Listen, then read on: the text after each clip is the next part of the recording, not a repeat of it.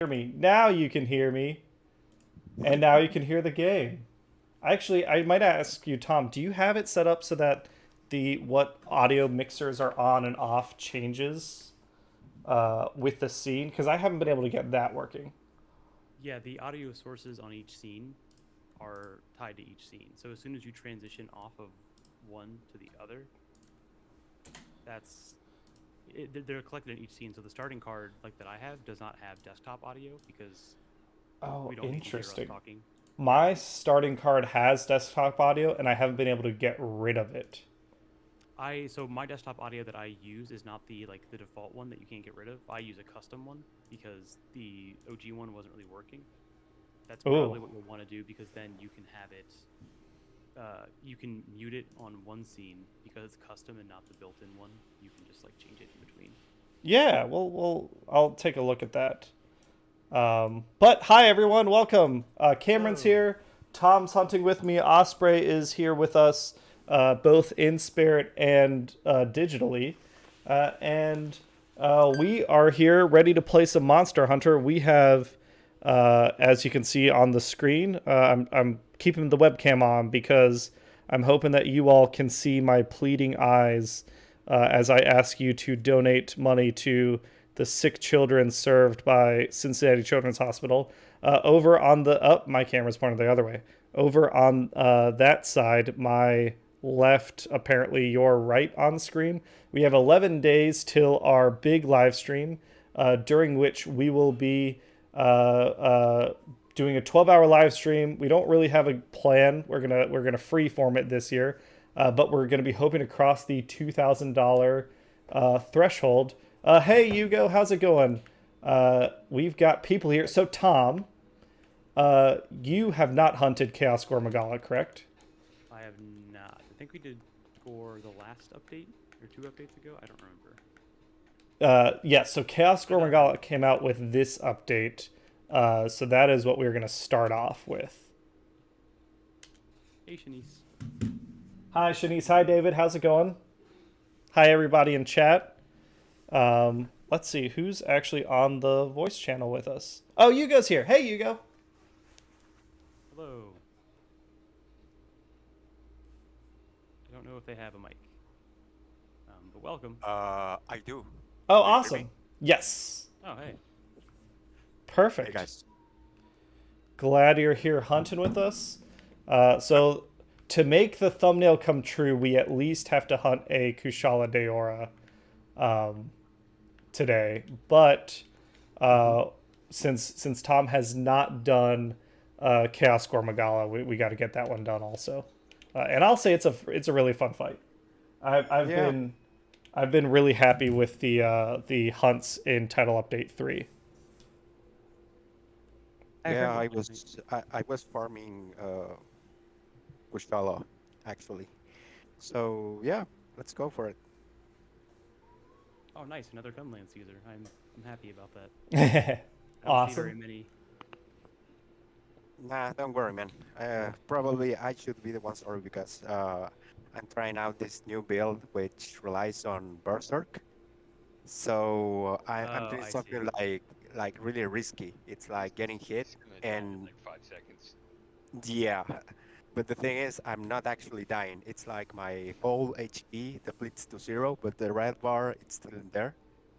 But it gets depleted as well. Oh, Oh, I And interesting. see. and during that time, I have to well recover. In fact, I won't be using uh the canine fellow. Oh, I have my game in Spanish. Some of the terms of the game are very different from the ones in English, but yeah, I do have in my build some stuff focused on recovering. Oh, neat. Yeah, I'm curious. And But I guess. Go ahead.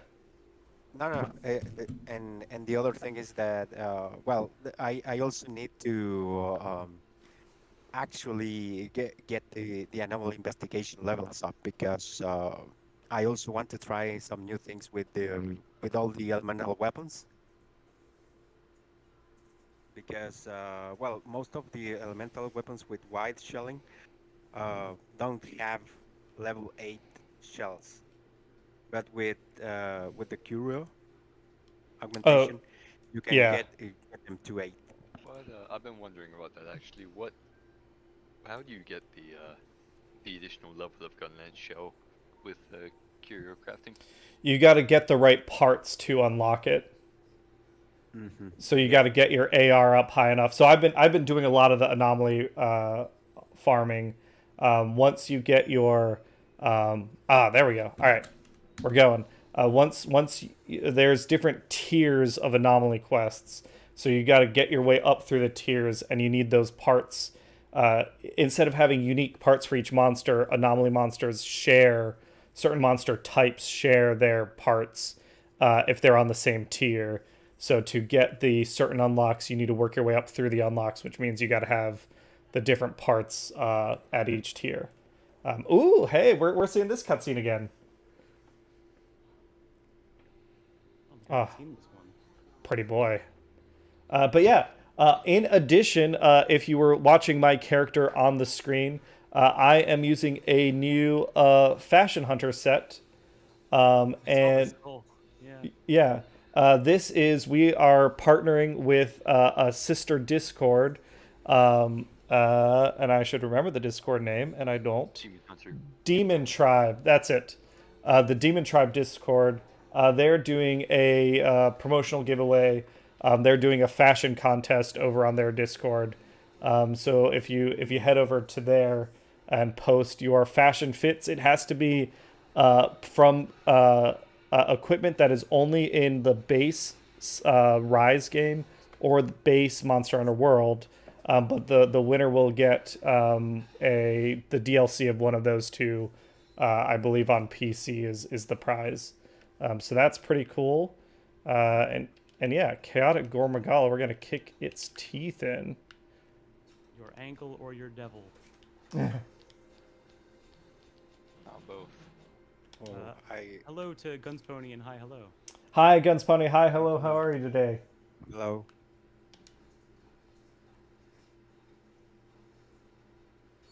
Where is Cheryl? They're gonna want to hear the D&D stuff that we're on. Oh yeah, yeah. Even Well, though I don't think I know Cheryl's on yet.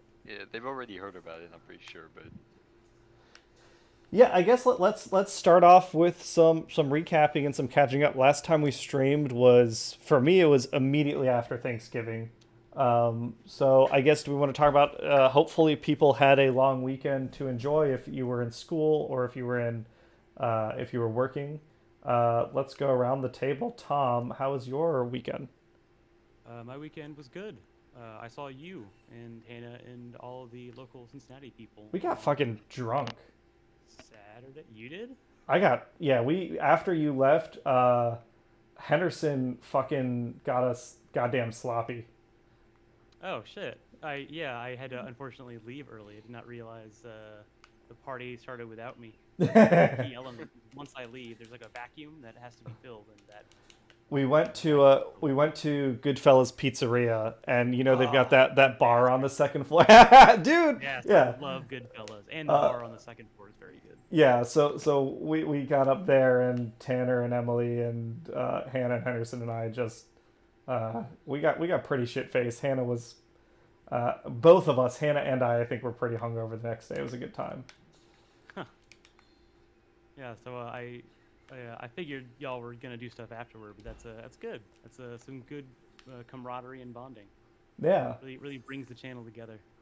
and we finally got to meet Henderson in person, which is awesome. I mean, she's gonna be on our live stream with Hero Forge. So I feel, I mean, I've already had a great time playing D&D with her, but now I feel just way more comfortable. Yeah, it makes it a lot easier. But yeah, my weekend was good. We did that. You spent a chunk of time in Cleveland, right? The land of the Cleaves? Yeah, I got back from my Thanksgiving in Cleveland on Friday afternoon. And then I spent a little bit of time trying to catch up with all the stuff that happened in the Discord. And then I got completely sidetracked from doing that because a friend got me back into Magic the Gathering arena. Oh shit! Oh, So you're no. like getting into it. Yeah. Does mean- that mean you're more likely to play with us next weekend? Listen, into it is entirely subjective, but I will say I have spent at least multiple hours per day for the past 4 days playing it. Did you spend $1,000 on 4 booster packs? No, actually, I've not spent very much. Actually, no, I've spent no money at all. My longtime friend and I used to play Magic as kids, and he got me back into it. And once we started, he already kind of had this creed of like not paying any money for it, because they actually do give you a good collection of stuff to work with. Yes, you're talking about online arena virtual stuff. Yes, yeah, this is like the virtual, like really easy to get into, easy to pick back up. Does all the rule lawyering for you, which is great. Yes, the good thing I've heard about Arena is that if you're looking to play casually and you're not trying to enter online tournaments, you get a pretty robust collection for playing like Commander in Arena or even like Standard or Yeah. they've got like a unique format just for Arena. Is it Alchemy? Is what I've heard. Yeah, Alchemy is just like standard, but there are cards in that collection that can only be used online because they have like these permanent, perpetual effects that you can't do on paper cards. Yeah.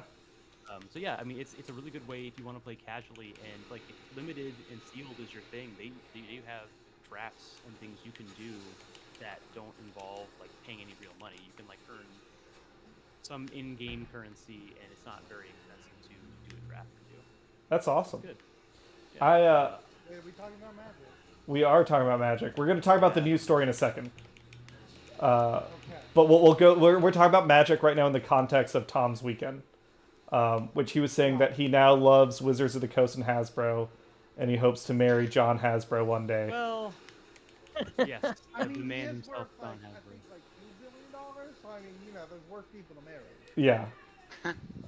Yeah, and John Hasbro is a billionaire who didn't buy Twitter, so that's always he's got that going for him.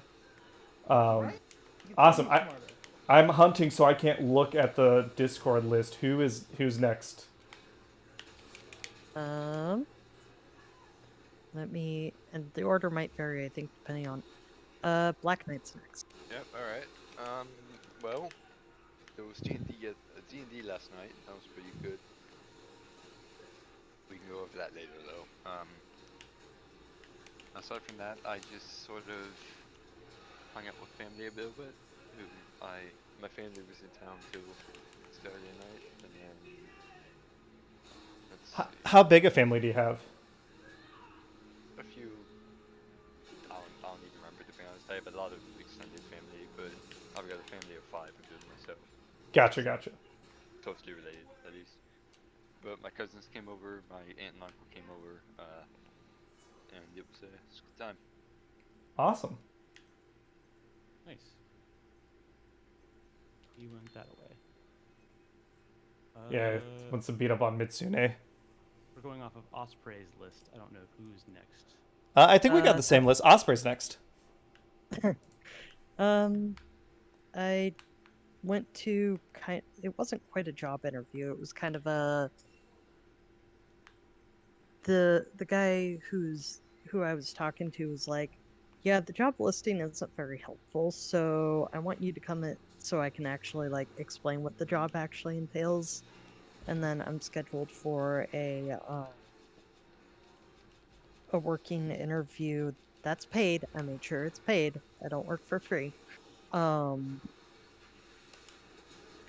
Thursday, so hopefully I'll have something to kind of supplement my income until school. And then I did visit my parents this weekend, which was probably a bad idea. That's unfortunate. Yeah. Like, they were the same as they usually are, and then I just came home and felt very confused because they're very good at presenting themselves a certain way, and there's a certain cognitive dissonance whenever I visit them. That So- totally makes sense. It's got to be hard, right? When you don't have, when you've got a tough relationship with your parents because they're not the way they're not supportive in the ways they need to be. That sucks. Yeah, and I had to kind of steer away from topics because they're definitely conservative. So I had to like find a way to keep the topic on to more safe things. So But Thanksgiving was good. Had good food. Oh yeah, what did you had make? You were meat. doing like a potluck Friendsgiving thing, right? Yeah, kind of a household thing. We had like salmon as our meat and rolls as a side. I made the rolls. We also Nice. had a sweet potato dish. Somebody made some green bean, some forget what kind of green beans. Ham. But there was a green bean dish, cranberry sauce, Oh, stuff like yes! Oh, that was good. Sorry. Keep going. Oh, so I'm sure. I'm sure the cranberry sauce was good too. I finally pulled off strong arm stance. Every time I charge it up, it feels like whatever monster I'm fighting immediately does a U-turn and smacks someone else. yeah. Um. So yeah, Thanksgiving itself was pretty good. I don't know how I screwed up the rolls though. Um, they were still good, but they didn't turn out right. Like there was a specific way Consistency? those rolls are supposed to turn out. And these were a little more dry and they didn't rise, and I don't fully know what I did. Was this like a But homemade recipe, or yeah, that's the tough? I rest mean, good on you for trying to do it from scratch, though. yeah, so the recipe is super vague because originally it was supposed to be a recipe for a bread machine. oh, Where interesting. you just put it in and it kind of heats things up as it mixes it and it does some of the kneading and stuff. And so like I was trying to fill in the missing gaps while I was making them. Yeah. So I Mhm. might melt the butter next time instead of just softening it. And then Do you bake pretty often? nope. This was the first time I've baked in like years. Well, So I I'm mean, surprised they came out edible. honestly, dude, that's pretty ballsy. I love cooking. I I fear baking a little bit. It is like cooking has so much room for like solo and improvisation, whereas baking it's very much like you follow the recipe exactly and you put it in the oven and then you hope it turned out okay. I've had some baking disasters, so good on you for tackling it. Yeah, and then like later that night I was already planning what I wanted to do for like Christmas dinner. Um Nice. Yeah, so in the spirit. uh, yeah, I'm gonna try the rolls again. This time I'll try melting the butter and mixing the yeast in with the butter before mixing everything together to kind of force it to like activate the yeast because apparently it was all supposed to bubble when you add the yeast and I did not know this and it did not bubble, so I was like, Yeah, what do you because mean instant it's supposed yeast. to bubble?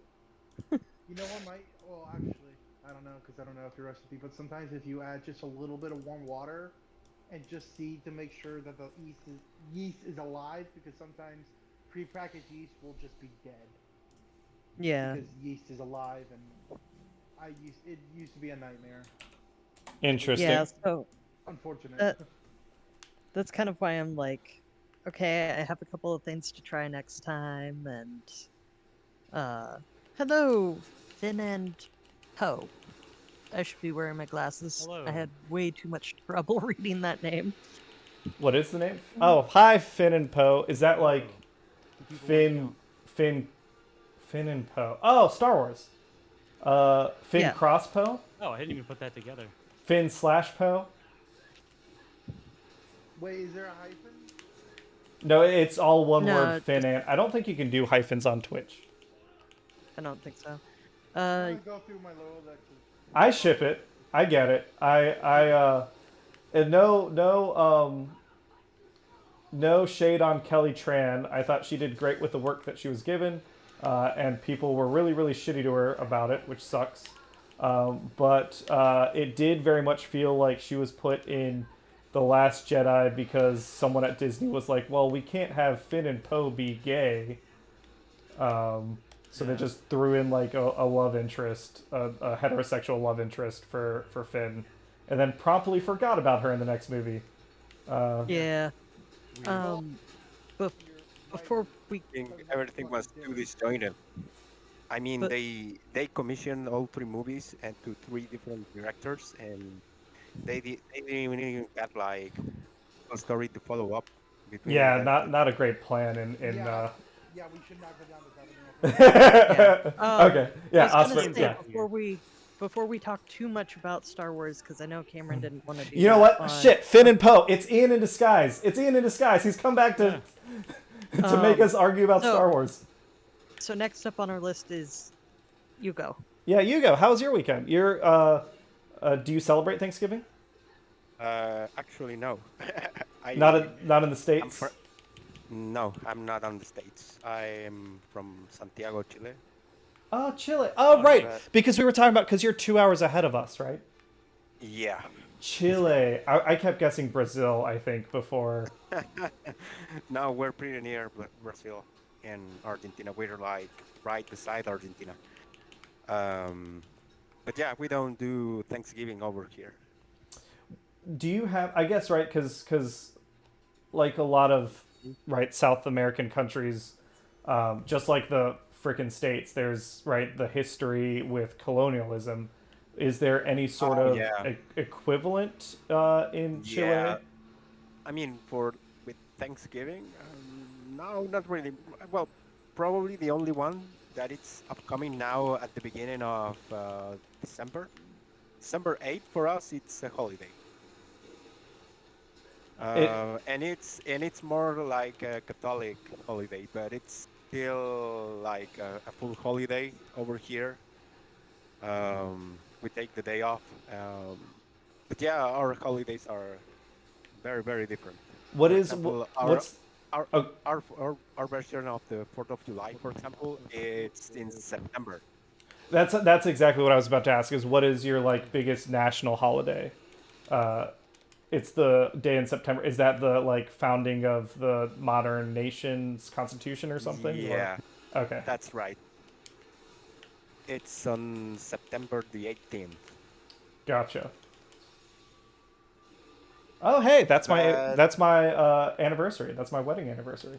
That's a good day. Yeah? I'll tell my wife. Hey, we gotta celebrate Chile's national founding from now on. If you come for your anniversary over here, you will find that in nearly everywhere, everyone is partying up. Gotcha. That's interesting. Chile would be cool to check out. We're trying to figure out where we're gonna travel to next year. You said September 18th? 18th, yeah. Oh, okay. That's literally the day right after my birthday too. Nice. So how was your weekend, Hugo? Well, it was pretty calm, although, well, over the whole pandemic, with my wife and kids, we never had like COVID or any of that stuff, but Knock on wood. you got, yeah, exactly. It seems we just got it now, but I mean, we just tested it with those quick tests, and well, those came out negative, luckily. So that's not it. So it's like a really bad cold. Gotcha. Yeah, a lot of those. Yeah, it's also that season. Is Yeah. how has Chile been handling the pandemic? I know in America it kind of feels like everyone has just Yeah. decided to ignore it, which feels pretty unfortunate. Yeah, I know. I mean, I went to New York like last August, Hmm.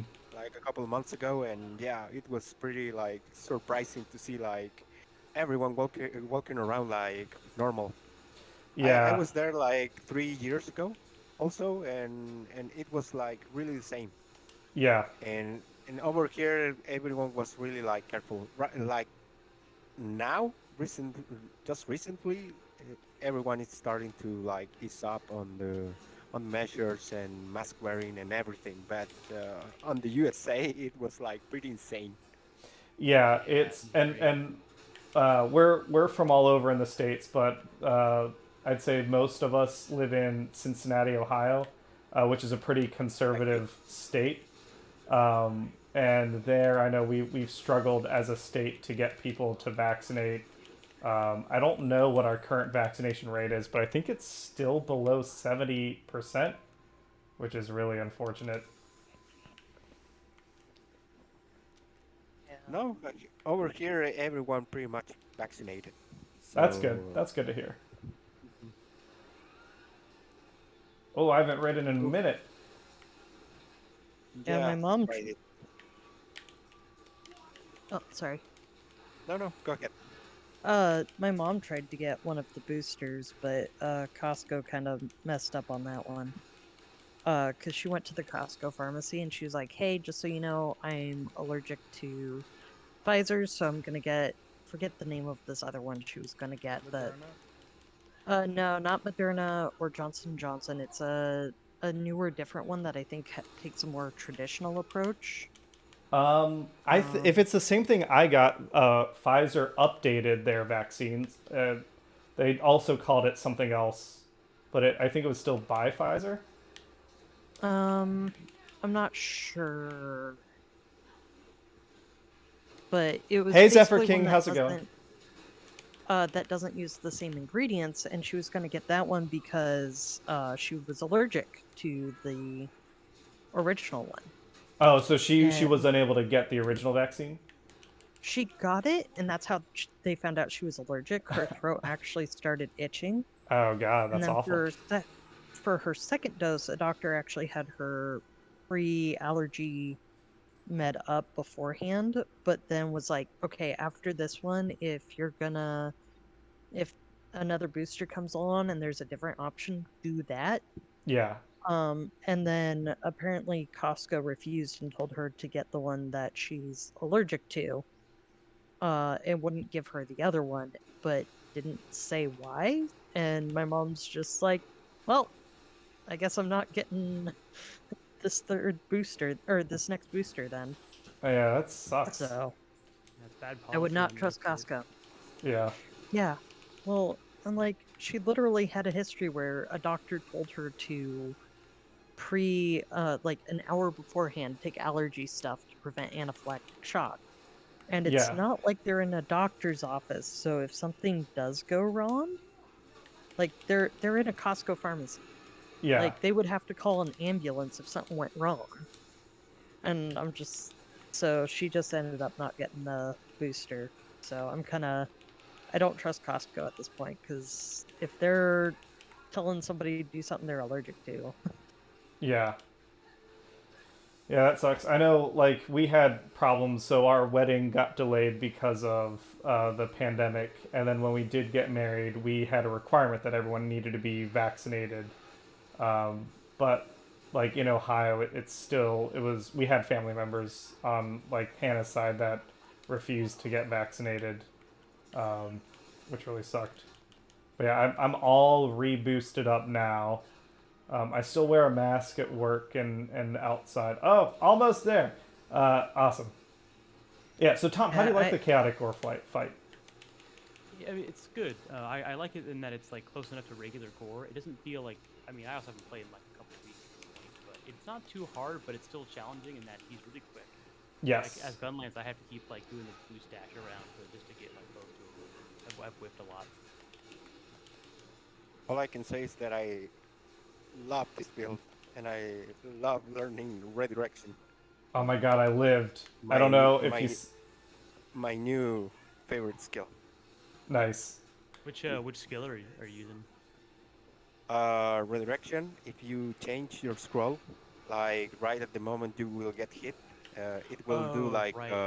Yeah, A kind of a counter. parry. Yeah. that is really cool. I thought about trying that skill out, but I thought I would try it on like dual blades or something.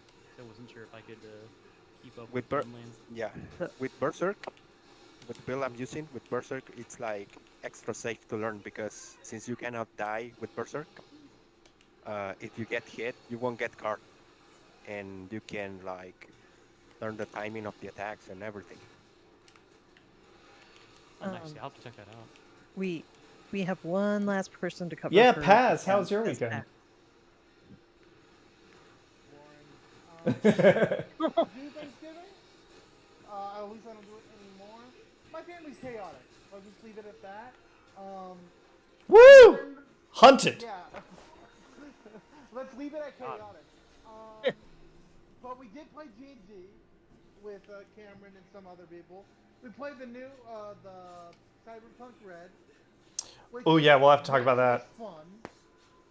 Little chaotic to learn, but it does look like fun, and I am hoping that we get it a little more ironed out because I think it'll be an RPer's dream, you know, because literally everything is laid out from your ethnic background to how you grew up to what gangs you're affiliated with. So Yeah, the life path system in a campaign seems like it's interesting. We'll talk about it more. But the life path system seems really rewarding in a campaign, and then it felt like kind of a chore to go through in a one-shot. Like, I was East Asian, I was moody, and I grew up in the streets and was taken in by a gang and was rich. And I'm like, this is great, I would roll with this, but we're just doing this. We're going in headstrong, like, it doesn't feel, like, appropriate almost. It's like, well, this is kind of a waste, because nothing's gonna come of it, you know. Yeah. So what Paz is talking about is there's a system where you roll for a lot of the background details that shape your character, and then you get to play them the way you want to play them. But because we were doing a learning one shot, like we touched that system for a little bit, but after a while we weren't. I don't think we were even like halfway through the tables, and it was like, well, I don't know that we're getting a lot of value out of this. Definitely not. But yeah, that was fun though. You know, a little harsh in combat, but I think that's because none of us really know what we were doing. I mean, you know, you take a shotgun straight to the face, and yeah, it's gonna hurt. But you know, we just didn't know the system, obviously. But I mean, you know, it'll definitely, I think, move on. It'll get better. Definitely, because it seems like a fun system. It seems like something that I think at least I am willing to really kind of like knuckle down and like, all right, I'm going to read this system, which will be fun. So yeah, it seems like it'll be fun. And then I just been playing Pokemon. I'm a Pokemon Yes. whore, I know. Yeah, both you and Osprey have beat the Pokemon Scarlet and Violet campaign by now, right? Yep, I've I done have. all 3 stories, and I'm working on my Pokedex now. Nice. I think Same. Tom, Gonna be a bitch. Tom, it is Wait, your hold on. turn yeah. to pick. Violet or Scarlet? Violet, Oh, I love you right now. I'm gonna have to like steal some of your mom then. I have to steal your Iron Variant. So, fun story about that. So, the Atomic Fox is playing Scarlet, and we discovered while we can't see each other running around in the in-game area with the paradox stuff, as long as we stick somewhat close together, both kinds will spawn. Really? Yep. Huh? Because because one of my friends has Violet, and we were both in, one of the overworld areas, not Area 0, and we were having a really weird issue where Pokemon were spawning and then immediately despawning. Like, he would see one that he needed, I would see one I needed, and they were from each other's games, but they would immediately despawn the second we got close to them.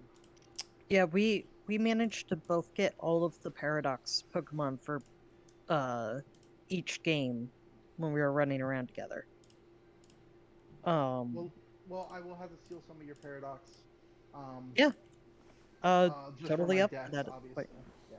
While we're talking, Sorry, I know we're taking over this. hold on, Tom, it is your turn to pick a quest. Yeah, I'm looking through quests. Okay. I don't know what we want to do. Yeah, your pick. Alfred, do you shiny hunt or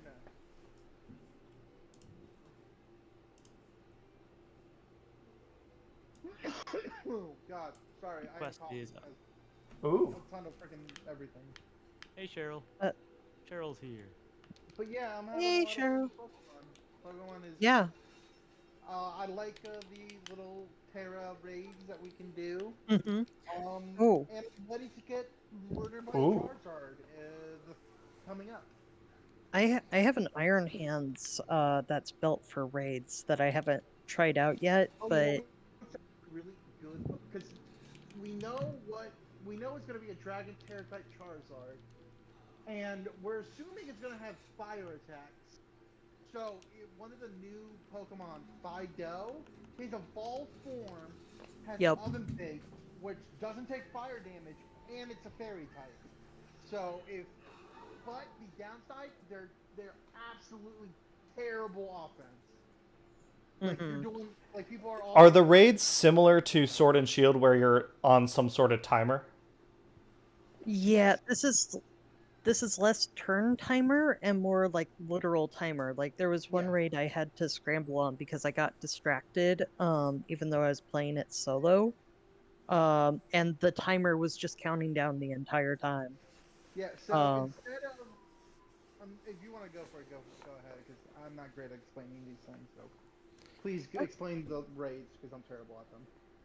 so basically it's a little more chaotic, uh, so to Yes. speak. Um, Everyone does it once. you just kind of input, everybody just kind of inputs as they get the option to, and then, but yeah, it is very much like, the Sword and Shield raids overall. So I actually like these better though. Overall, I like the Terra type stuff more than the Dynamax Gigantamax because it Yeah. feels less like favoritism. Yeah. I mean, Charizard's still getting love because it's Charizard. He's a Yeah. freaking. So I guess I didn't know. Is there a new Charizard form for this generation? No, No. so Terra types are each Pokemon has a Terra type, and it can be either the same types as the Pokemon is normally, or when they terrastalize, they can be a completely different type. So Interesting. they keep their regular same type attack bonuses. So like um if you were doing like Pikachu, the flying Terra type Pikachu, uh Pikachu would still get the type bonus for electric attacks, but now also gets them for flying. But all So Terra. yeah, so same type attack bonus is normally a 1.5 bonus. Yep, yep. And Roll 10. if their Terra type matches one of the types they already get a same type attack bonus for, um it's actually 2 instead of 1.5. Gotcha. So, Um for instance, a 40 base move, a 40 base power move can now deal 80 damage Does if they that have that mean same attack does that bonus. mean dual type Pokemon will now have 3 types? No, they only have uh, one type. It takes over their primary type. yeah, so like my uh Ceruledge has been my MVP through the most of this game.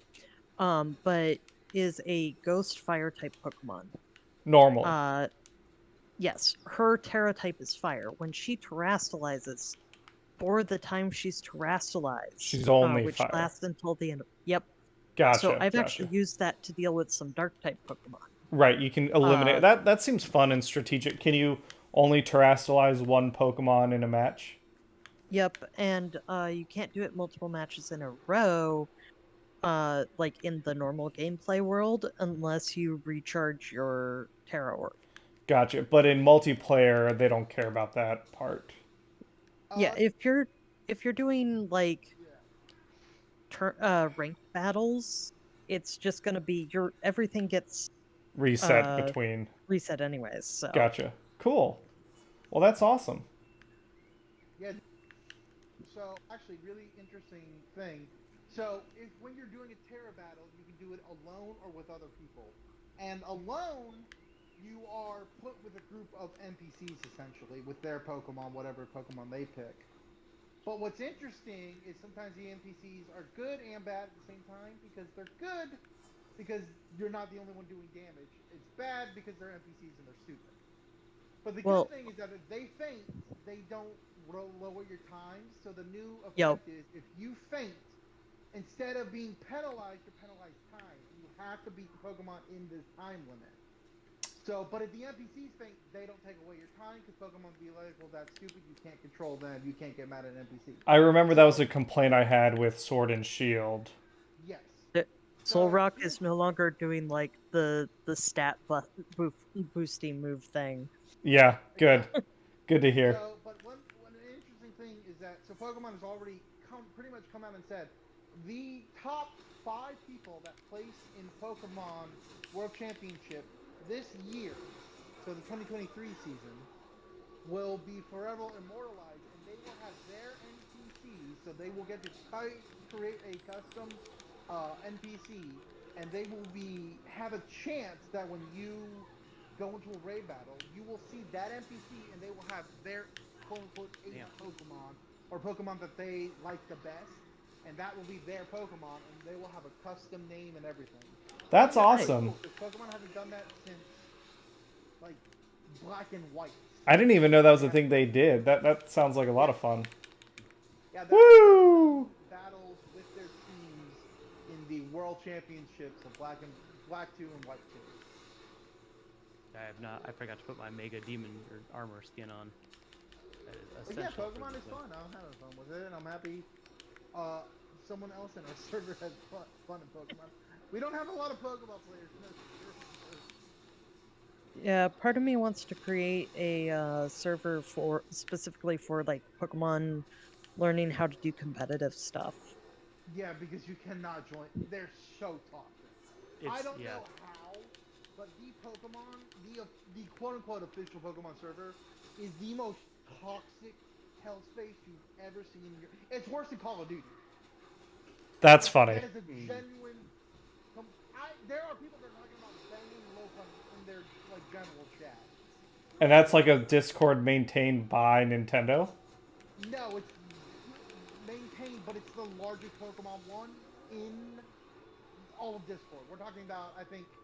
Oh god. Yeah, okay. So it's the internet being generally terrible. It's Yeah. not And it's Nintendo like not moderating their Discord, space. too. And it's supposed to be Yeah. like, hey, I need help with filling out my Pokédex. Can someone help me? And someone will be like, yeah, give me that really rare Pokemon. And then they'll trade and they'll give them trash and then run away. Oh yeah, people just Yeah, being oh. shitty. One of the reasons I kind of want to make my own is I want control over making sure people aren't being like super transphobic and stuff, because that Yeah. would like, That's personally unfortunately in there. Yeah. yeah. So that's I kind of want to do that. Yeah, sorry, At some real quick. point, I don't know what to name it. 134,987 members on the Pokemon Scarlet and Violet thing, and 30,000 of them are online currently. Yeah, I feel like that's just too big a Discord. I wonder 100%. at some point like you hit a diminishing return. Like I don't think we'll ever have that problem, but Tom, like if our Discord grew to be like 1,000 people, at that point like it's like okay, well maybe we need to start like purging We or gotta hit the nuke button. or something. Yeah. Yeah. And at a certain point, it might be worth breaking off into like sub Discords. Yeah. But yeah, no, at some point I want to do that because I do want to have like a group to work on competitive with, but I want to know that I can trust the people to not invalidate my entire existence as a person. Right. Which seems fair. Seems like a very small ask, but apparently people can't stop being shitty. Yeah. Nope, it's the internet. Welcome. We hate everyone. Yeah. Well, I Well, mean, I run unfortunately, it these at days real it's life. less and less. Yeah, I was about to say it's less and less just the internet being shitty. I was gonna say seems like, but I don't think seems is the right word. Transphobia is on the rise. I mean, my parents are, so... Yeah. Oh, Nargacuga. Hey, kick his ass. Thank you, Me. Nargacuga. Need the help. Yeah. But yeah, my key Pokemon in this game has been Ceruledge. Who is Dig the it. starter? My starter was Sprigatito, and Meowscarada has been absolutely amazing. Awesome. But Ceruledge wins over Meowscarada Yeah, because Ceruledge is just awesome. So, we talked about Pokemon. I think the next thing I want to talk about is some Gundam. And Pokeshirl, don't worry, we saw that you're here. We'll make sure we talk about tabletop stuff in a second. But who has been watching which from Mercury? Tom, Paz, and I. Has anyone else started watching it? Last episode I saw was the fancy dressed one. I don't. Oh, you haven't seen episode 8? No, Oh I have shit. not. I have Okay. not seen it yet. Maybe we don't talk about it then. Well, maybe we wait till Or next if week. you want, I can just like mute Be- or deafen myself if you want to talk about it, and then just mess with me. So, It come. Oh, go ahead, Osprey. speaking of shows, I started watching Owl House. Oh, nice. Yeah, that's a good show. Didn't they cancel? No, they still have like Right? 2 movies that need to come out. Oh fuck! What? God damn, that was loud. Oh, my ears. Transformers raffle. Oh, Sorry. no, you're fine. It wasn't you. I'm streaming. Sorry, Adam Yunt. Thank you for the donation. That fucking blew my ears out. Yeah. I need to change that when I get a second. So, sorry, hold on. Adam Ute donated $100 to our Extra Life. Thank you, Adam. Wow. That means we are at 1920, Greatly appreciate it. which means we're $80 away from us having to wear costumes on our live stream, which Ooh. hopefully we hit that goal. Oh, we're doing that? Oh, I didn't even know that was a thing. We talked about it at the last meeting, Tom. Oh, you weren't there. It was in the meeting notes, Talked Tom. about it at the meeting that you weren't there for. You know. You said you read the notes. I did read the notes. I did not read that part. I read the part about the tech stuff because that's what I've been stressing about the past week. But that honestly sounds like a lot of fun. I would. Yes. So what we'll be doing is if we hit $2,000 before December 10th, during our 12-hour live stream, we will dress up in whatever Halloween dollar store costumes we can find that the our highest donor, the individual that has donated the most to us, gets to pick out. So that's what we'll be doing during our live stream. But yeah, thank you, Adam. Yeah, so we're at 1920. We're $80 away. Speaking of, before we go back to the Owl House, we do have raffles. Adam signed up for the Transformers raffle, where I'm raffling off a set of 10 awesome Transformers prizes. One of them being the Titan Class Legacy Black Zarek. Just $10 donated with the comment Transformers raffle gets you in. But in addition to that, we have a tabletop role-playing game raffle, a TTRPG raffle. Our sponsors, we are sponsored this year. Hero Forge has given us a bunch of prizes. If you want custom 3D printed miniatures, Foundry Tabletop, they gave us a Foundry Tabletop code, which they sell for normally $50, as well as 2 module codes. And they're modules that haven't even come out yet, which is super exciting that Foundry is doing their 5e compatible. That information is on our Extra Life page. Let me throw that shit up real quick. Drive-Through RPG, what are they called? Bookshelf Incorporated is that company. They have given us gift codes for their store and they sell all sorts of stuff. They have the DM's Guild, which sells all sorts of D&D supplements, as well as Drive-Through RPG, which does for other systems. So Paz, I know you've mentioned a couple times that you want to run Kids on Broomsticks. I bought a PDF of that rule book from Drive-Through RPG. So they're great. As well as we just found out today, Tailspire is interested in adding a prize. I can't say what the prize is, but it'll likely be some quantity of Tailspire codes for the game on Steam. So yeah, we've got a ton of prizes. We've got more physical prizes like dice sets. Danny from Creek Dog Gaming is doing some custom art pieces that I think he might be finishing up tomorrow during the live stream. We've got sessions. I forgot to mention the sessions. Tanner Christian and I are running games in January that people can sign up for if they donate $5, and each one has different rules. And like my system that I'll be playing is called fuck. It's not called fuck. It's called Are you sure it sounds great? What does that stand for? it's called Shadow Dark. Chris, Grim Dark. yeah, Christian and Tanner are both running D&D 5e, but different versions. Christian, I think, has a homebrew that he wants to run a one-shot, and Tanner is doing a Wheel of Misfortune one-shot where everything about your character will be randomized from a table that players and people on the Discord have been building. So it'll be nice, chaotic, insane fun.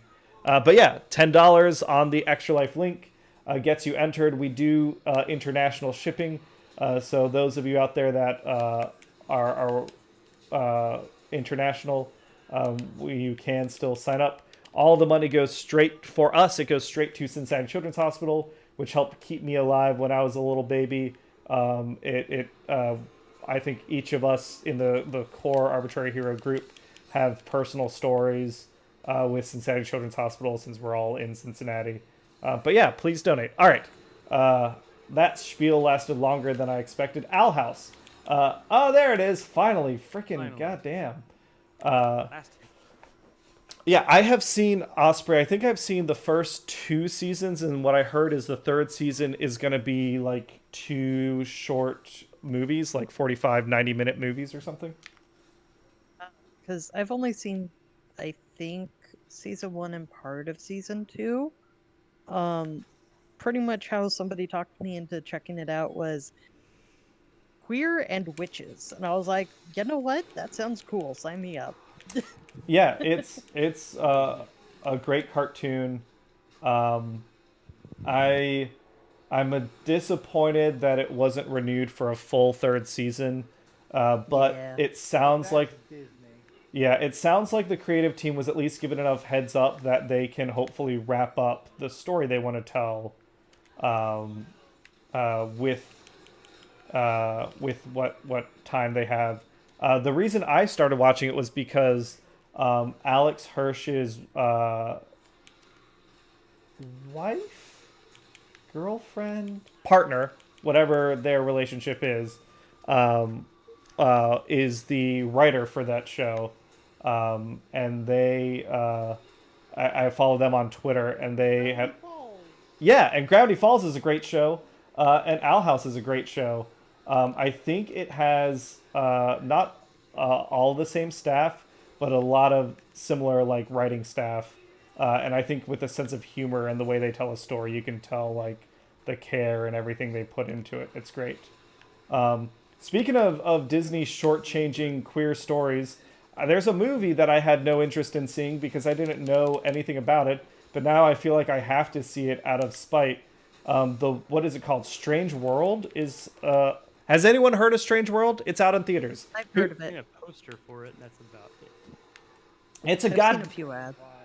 It's a freaking Disney movie that it feels like they buried. Apparently, it's their first movie with a gay protagonist, like the lead character. That's the only thing I know about it. I haven't heard anything about the show, which is weird and disappointing. But like, I'm curious enough just to see it. It seems weird that Disney didn't like. They put so much effort into like reaching certain audiences. It rubs me the wrong way that they don't do that with this movie. So What's weird the is I biggest- saw a lot of ads. Well, the biggest issue is it flopped hard. Right, but Many think that's because of the lack of, advertising. But Right. also, guess what? First major gay character in the movie. Some people are thinking, oh, because it had a gay character. Disney, they're not really known for that. So unfortunately, people are very close-minded, and they said, oh, this movie is a gay character. Even though I don't even think a major plot point. And so what does Disney do? Oh, it flopped because there was a gay character. So this has right, that to me is what I fear, is that they take the wrong message is No, that they already are scapegoating it. They already are saying it's because there was a gay character. So ergo, that's super it's not shitty. like we didn't exactly. It's fucking Disney. What do you expect? Yeah, We it's just shitty. want to exist, man. Yeah, it Yeah, but sucks. they don't give a fuck about us. They want our money, Yeah. and apparently they don't think gay people have money. Yeah, That's it Disney sucks. for you. Well, on a brighter note, hopefully, let's talk about D&D. So who played some this weekend? I did. I think we You already wanna go talked about Cyberpunk. Yeah, so Oh. yeah. No, I was just thinking if we want to recap Cyberpunk thoughts, but we can do that afterwards. Go ahead with D&D stuff. Okay. So we did another Domains of Dread, where the mission was to go try to get information. We accidentally, well, semi-accidentally. So we somehow ended up in a fight with the person that we were trying to get information from. Your informant was a witch who you discovered had captured and imprisoned a group of werewolf children. Yep. So, Yeah. this character does a great disservice to the name, well, to the term witch, and is terrible. And Yes. before we even knew that there were kidnapped kids, ended up in a fight with her, Yeah, and then ended up. she tried to poison you all when you were like in her house to get healed after the reveal, those vine monsters were 100% hers.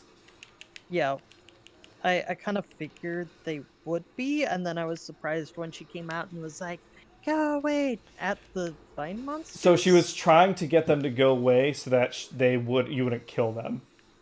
Okay. Yeah. But basically, so do that. So then, luckily, our cleric has Speak with Dead, so we don't completely lose out on this info. And then we find out that there were also kidnapped kids. Well, sort of kidnapped. Scammed? Basically convinced the parents that she was going to heal these kids of their lycanthropy.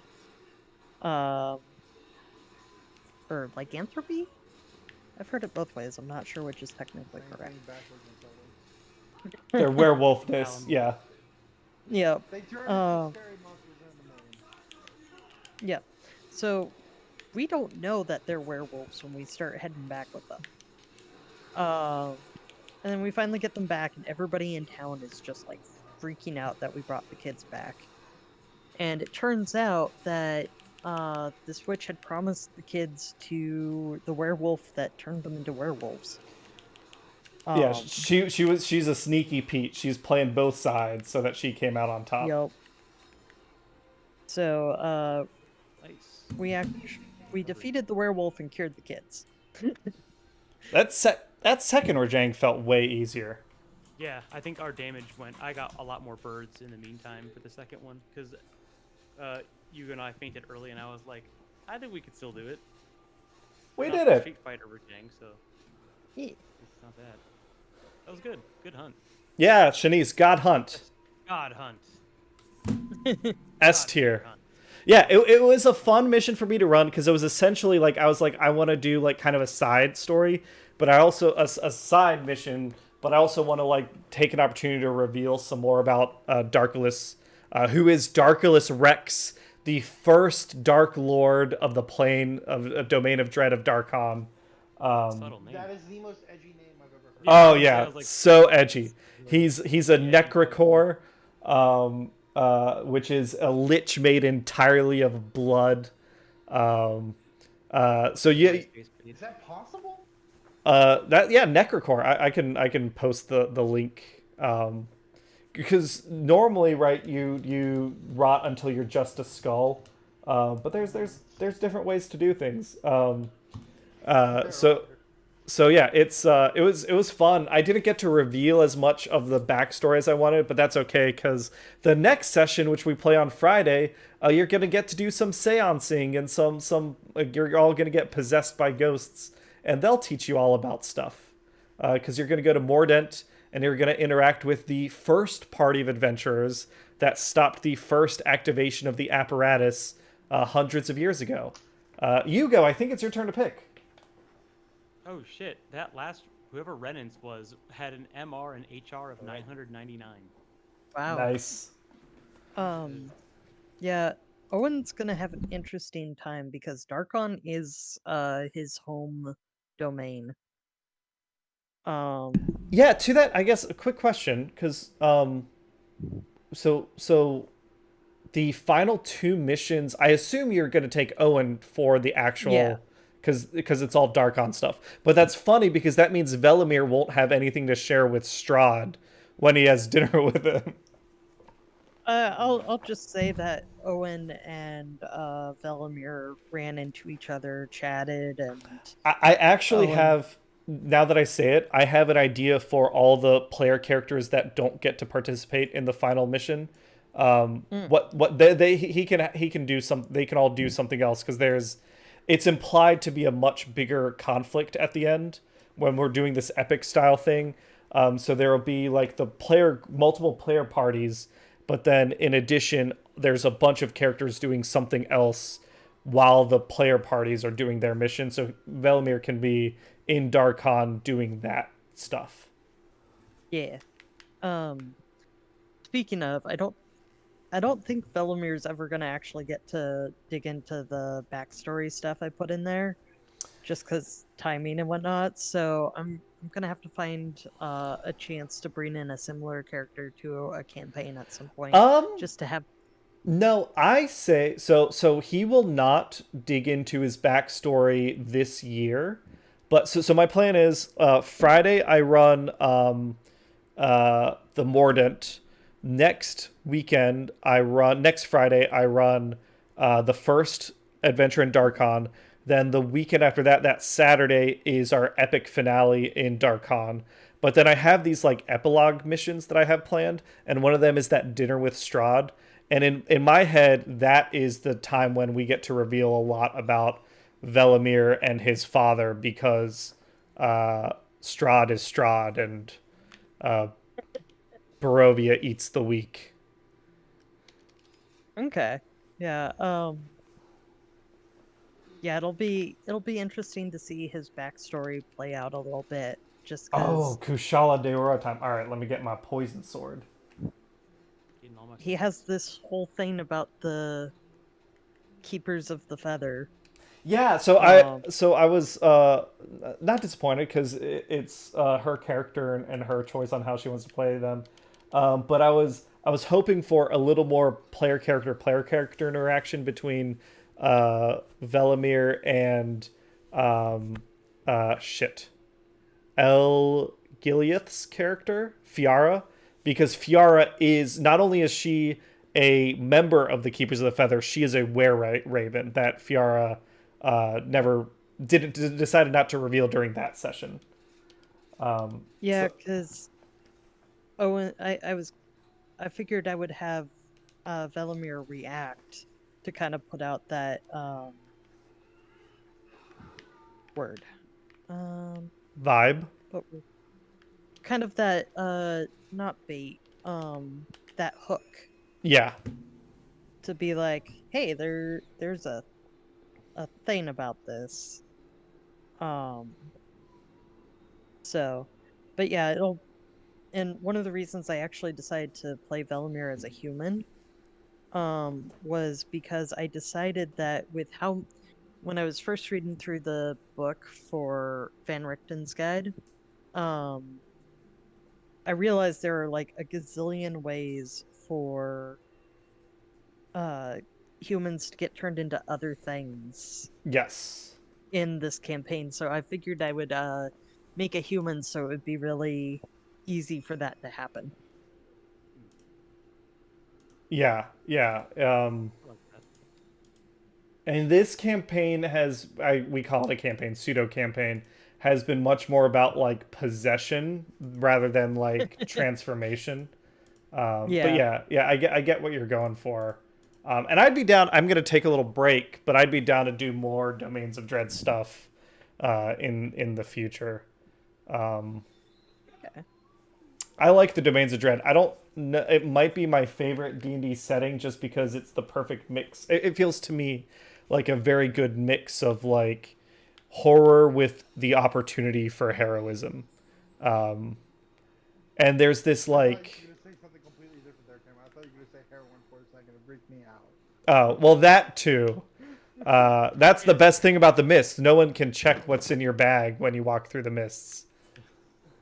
I was like, wait, what? It freaked me out for a second. I'm Yeah. sorry. No. I feel like Domains of Dread has this campaign / setting has enough of a backlog that like there's probably less Star Wars extended universe books at this point, and I think that Domains of Dread is bigger than that. Yeah. The Simpsons Jesus has less Christ. episodes than there are sessions of this. It's basically because they like it's such a cool like backdrop to plug a campaign in, because it's like, okay, there's this plane and it's this infinite mist and it's got all these microcosm universes. So that means like for 5 generations of Dungeons and Dragons, like module authors have been able to just like every time they want to write a new adventure that's kind of vaguely horror themed, guess what? We're gonna stick it in the Domains of Dread. Yeah, I do like how the the mists work. They're pretty cool. Van Richten's Guide to Ravenloft actually includes like a guide to how to make one. Yeah, Here's how you make your own domain. yeah. You too can make a bleak, hopeless universe filled with half people without souls. Hey, look, Yeah. the soul has got to be represented, all right, man. Yeah. I can't wait for someone to do their edgy version where it's like the secret is the plane is just real life. This domain is the domain of capitalism. Oh It's no. gonna happen. I mean, Actually, funnily enough, there is a domain based on that. There's a couple. I'd say Yeah. Demont Lu is based on like that, and then there's the train. I forget the name of it. Oh, the like train only one. Yeah. So the Demont Lu one, I actually read about that one before I knew I was going to be in this adventure campaign thing. Yeah. Um, I read about that one and I was like, this sounds like my parents. Yeah. Yeah.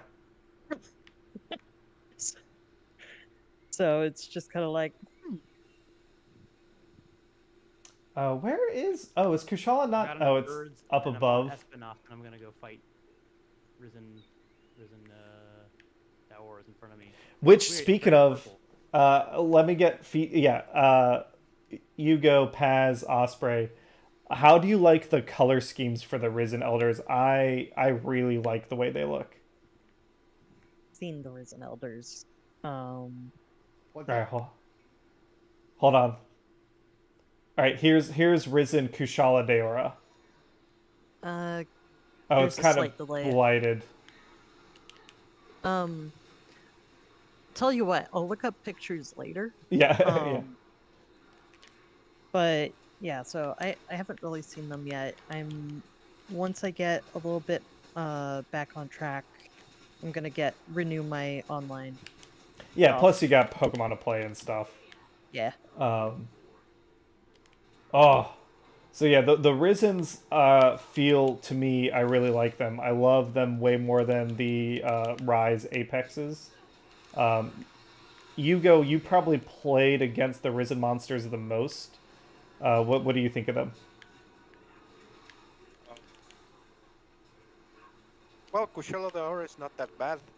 The Ostra, on the other hand, it's Oof, yeah. it's pretty savage. I mean, I even saw some memes coming around, like talking about you gotta get them birds before going and facing them. Oh yeah, I That's what I definitely just did for this one. I've only beaten Teostra once. And it's the sort of Yeah. thing where it's like, okay, I need to get a sword and shield, and I need to get a dragon element, and I need to like be serious about it. Kushala I like a lot because I use the Nargacuga greatsword, so I'm already doing poison damage. But it's a really fun fight. I love the varied attacks they've given the Risen Elders. I mean, the only point of comparison I have with something previous would be maybe the Arch Tempered ones from World, Yes. like like Arch Tempered Theostra. And that one, I think it had cooler attacks, but was more lenient than this one. Yeah. Yeah. Yeah. What was it? Black Wind? Or I forget what the other variant is called. Rusted Kushala. Yeah, Rusted Kushala.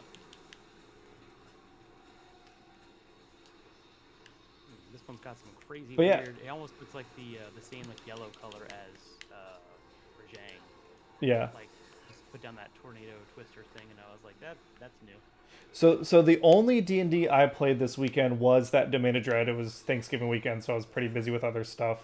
Paz, did you say you, in addition to Cyberpunk, you played some D&D? I did. I did more playtesting. How are you feeling about your adventure? Played so in our Ah. playtesting, we're pretty much playing a different character every 2 weeks or so. Oh, is this Right now, playtesting for the adventure you're writing, or you're talking about D&D 1? Okay, gotcha. Yeah, one of my longtime friends, he is really into D&D. He I can't technically talk too much about it, but he's like written official material or he's added to official material, so That's awesome. he likes D&D. So he is fortunate enough that he knows that we will play our characters even given a short amount of time. So pretty much he'll say, hey, this is our setting, make a new character, preferably from a class that you have not played yet, and take a list of these feats and workshop it. So like last 2 weeks ago, I was playing a rogue who had the alert feat. I remember that, You yeah. can kind of switch places, which is so goddamn good. I cannot stress how amazing. Yeah, the new that alert is feat looks at level really cool. 1, let alone when we grow, and it can possibly, maybe you can switch multiple people around. Maybe you can switch enemies, which would be broken and shit. So Yeah, because they've announced that feats will all have trees now, but they haven't shown what those higher level versions are yet. Correct. So I played a warlock, and I'm not usually a caster. I much more prefer, even though I have played a lot of clerics. I don't play my clerics as casters. More they're just on the battlefield screwing stuff up. That's just my personality though. But I played a warlock, which is a little different for me because, like I said, I prefer fighters and monks and everything. Really fun character. And was a old one, as we call it, pack. Hell So yeah. if you don't know what old ones are, exactly Cthulhu, that sort of stuff. Space. I didn't really get a chance to, Space Horrors. I didn't get really a chance to like get that deep into my Patreon. It was pretty much like, hey, here's my Patreon. They cool, good, all right, bye. So, Yeah. there's not really that. It's more of just, like I said, just testing out different features, seeing what works, what doesn't. Has anyone at your table played what I want to try with the 1D&D rules because of the way they're redoing exhaustion? It feels like it makes Path of the Berserker Barbarian way stronger than it was before. And I love Path of the Berserker. Yeah. That we've been doing with certain exhaustion levels and how that's worked out is currently everything, and when I mean everything is on the player to sort out. If you don't have rations, you're gonna suffer because this is a very you need to tech stuff that some DMs are just gonna say, that's fine, I don't want to worry about that. That's gonna happen, and so we need to check stuff that sometimes isn't exactly run upon, I guess you can say, as often. That one of those being characters and food sometimes, because they're not really always done.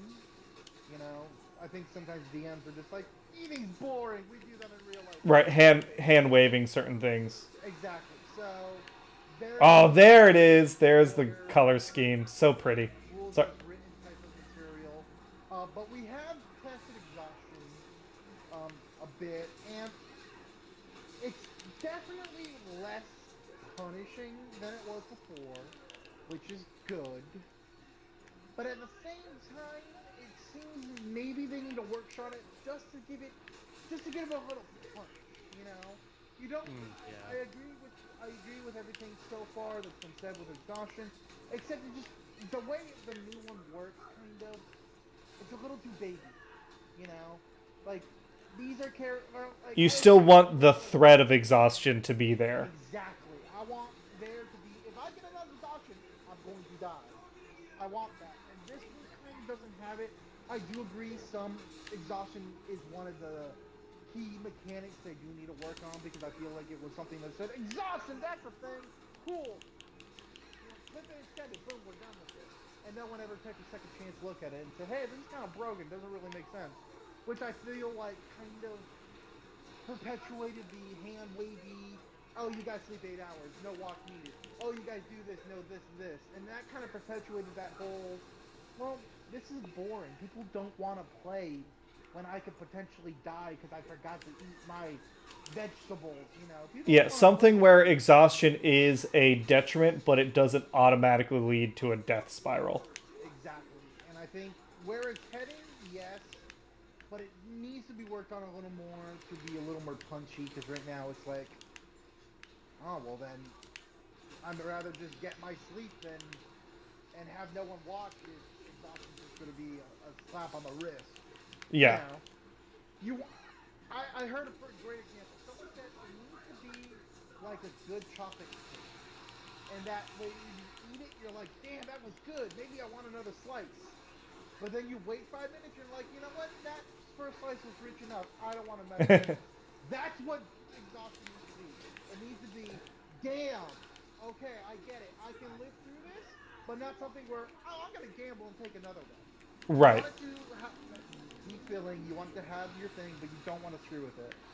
The Yeah. other thing that we're working with is the different classes and spell mechanics. We don't have all of them yet, so we don't have all the spell lists and everything. But I know you were not 100% a fan of this, Cameron, but I gotta say, the new expertise classes really fucking help. It is the only class I would say it hurts is rogues, honestly. Oh, that's interesting. Rogues are not as powerful as they once were, and rangers can fucking cast spells. That is huge. Rangers get and can cast spells. Thank God. Well, they can cast spells in 5th edition. But did anyone fucking do it? I see what you're saying. They have a spell list that incentivizes using magic Yes. more than just doing like Hunter's Mark and Zephyr Strikes and stuff. And guess what, guys? Hunter's Mark no longer is gonna suck. Nice. If I remember right, Hunter's Mark it's no longer going to be a spell, right? That will be a feature, a class feature. Yeah, there should have been a class be a feature. So now it's not competing with spells that the ranger knows, which is nice. I can be like, hey, pony action Hunter Mark, primary spell cast. Boom. That is fantastic. Yeah. So we're finally going to get. So that's why I say kind of nerf rogues, because if you notice, you want to be a good archer, you just become a rogue with a crossbow, and boom, you're a better archer than anyone in the archer class. Okay, you know that's kind of the joke of the thing. So I think this is great. Hopefully it doesn't turn into Skyrim. If anyone plays Skyrim, they understand that joke. Stealth Oh archers. yeah, I see what you mean. Where it's just over here, do the thing. Well, no. Yeah, Pause, let me use all my items in my inventory. It's fucking broken in Skyrim. Literally, it's just ching, and you're getting sneak attack bonus damage all the time, and everything dies. So I'm looking forward to it. Like I said, I did a little bit of spell casting, which is not really my forte, but I wanted to try something that I'm not intrinsically tied with. Yeah. I do like the new expertise that we get. I do like that it's kind of a little more like, hey, I need a skill monkey. Here are some classes that are good with that. Hey, you want to be a caster? Here are 3 classes you want to be good with that. Heal coming in. You want to be a stabby fun time boy? Hey, here are some classes to deal with that. It feels so good that we can kind of workshop it. You know, you can. This 5e was very noob friendly. This feels like it's beginner noob friendly, and I like that. It's Uh, not a good edition. Say, If can you say that a little differently? What do you mean exactly? Okay, so let's say you have 0 hours in D&D, but for some reason you saw the new D&D movie and thought it looked fun. I know, I'm gonna shit on this movie until it comes out, until it proves me otherwise, because let's face it, D&D movies have not always been good. Anyway. No, they have not. No. But hey, if it's great, I'm freaking all on board. Anyways, if let's say you see that, or you see Critical Role, or one of the thousands of other D&D programs, and you're like, I want to get into D&D. Let's say you watch Arbitrary Heroes, Max's Mad Mythic Mercenaries. Hey, Just if we're just throwing that, yeah, a random one out there. Yeah. So if they watch this, they're immediately going to go to Google and type in how to play D&D, and they're going to get thrown fucking information at them like a goddamn herd. Because if you've ever had 0 D&D experience, you know it's pretty hard to get 5, like just 5 hours in. That 5 hours is hardcore in the dirt, learning mechanics and everything. D&D 1 says, hey, instead of fucking all these classes and they're all taking sub-races, hey, do you want to be an expert? Do you want to be a caster? I see what you mean. It's front loading information for the player, so they don't have to make a billion decisions with their character the first time. They can say, "Oh, well, I like this archetype," so then the list gets smaller. Their friends not just like, just be a fighter, it's the best class. I'm playing World of Warcraft. Yeah. It's going to speed up that encouragement. That first impression. I got you. Impression, which I think is the biggest hurdle. That's critical. Not just D&D, in any multimedia marketing franchise. We were talking about Magic earlier. Magic, there's a fucking huge hurdle. Oh, yeah. Yeah. Yeah, that's keeping me from getting back into it. Yeah. Pokemon, it's simple, but there's, like Osprey was saying, fucking competitive is a fucking nightmare. Yeah. I wouldn't say nightmare. There's a lot of shit to learn. If you haven't played Pokemon in the last 5 years, you're fucked. Yeah, like I played competitively in Generation 4, but I would not know where to start now. Oh god, we're gonna blow the crap out of Kushala Daora. Nice. If I go over to Cameron and say, hey Cameron, what's your favorite character type? He's gonna be like, I played Generation 4, bro. What? Yeah. If I say, What hey, about what's your favorite Ultra Beast? Yeah. Sorry, Paz, I'm not into that weeb shit. He's gonna be like, what the fuck do you mean? So this is taking that initial, what the fuck are you talking about, and narrowing it. Okay. Giving people options, but not a ton of it. Real quick segue, because you're... Fun. Oh, go ahead. You first, Osprey. I was gonna say my first experience with D&D was actually 3.5, and I literally got told you can be absolutely anything, so just choose what you want to be. And I was just like, give me somewhere to start. Yeah, like, give me a frame of reference. Like there were so many options, it was almost like decision paralysis. Yes. So having a sense of, well, maybe I could do this, and then kind of narrowing it down from... Woo! That would have helped a lot. The thumbnail came true. The thumbnail came Nice. true. Hey, that was tense. I had to focus on that one for a second. That's a good fight. Yeah, I've been really happy with Title Update 3 stuff. I did want to segue real quick.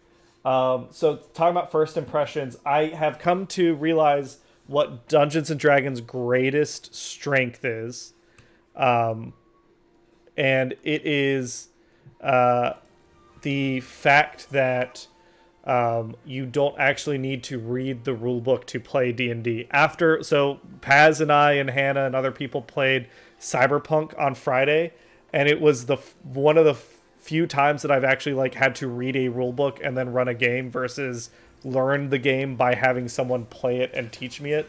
And I didn't realize what a hurdle that is for me personally. And I don't know if it's like the rulebook's not structured as optimally as it could be, or I'm just not a great contextual reader on the first time around or something.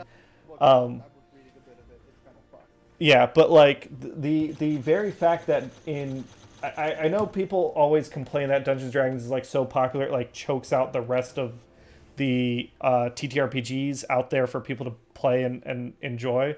And I do recognize some truth to that, but I also really, really appreciate that there's a universal language that if I want to find a game, I can go just randomly and be like, hey, do you want to play D&D? And like we can figure out how to play a game together versus like the effort that it takes sometimes to run something else is really, really hard. Black Aura, I believe it's your turn.